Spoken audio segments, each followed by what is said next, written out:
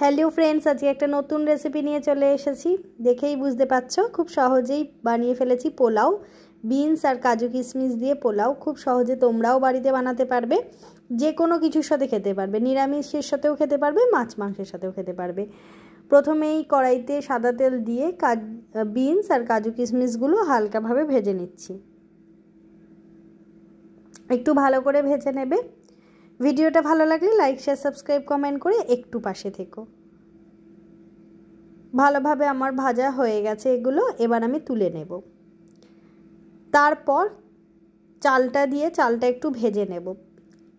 এই চালটা তোমরা একটুখানি আদা আর একটু হলুদ দিয়ে ভালোভাবে ম্যারিনেট করে অন্তত আধ ঘন্টা রেখে দেবে। যদি হাতে একটু বেশি সময় থাকে 1 ঘন্টাও রাখতে পারো।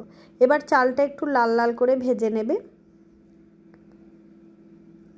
চালটা ভাজার পর দেখবে হালকা লাল লাল হয়ে এসেছে।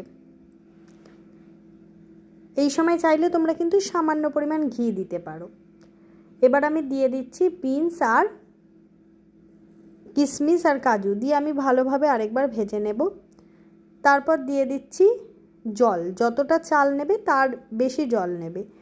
আমি কিন্তু 3 কাপ চাল নিয়েছি, তাই দিয়েছি 6 কাপ জল। ঠিক আছে, মানে 1 কাপ চালে 2 কাপ জল দেবে। যে কাপে চাল দেবে সেই কাপেই কিন্তু জল দেবে, তাহলে ভাতটা ভালো হবে। এবার ঢাকা দিয়ে দিলাম। 5 মিনিট পর আমি একটু চেক করে দেখে নিচ্ছি। দেখো জলটা শুকিয়ে গেছে, ভাতটা দেখো একবারে তৈরি হয়ে গেছে।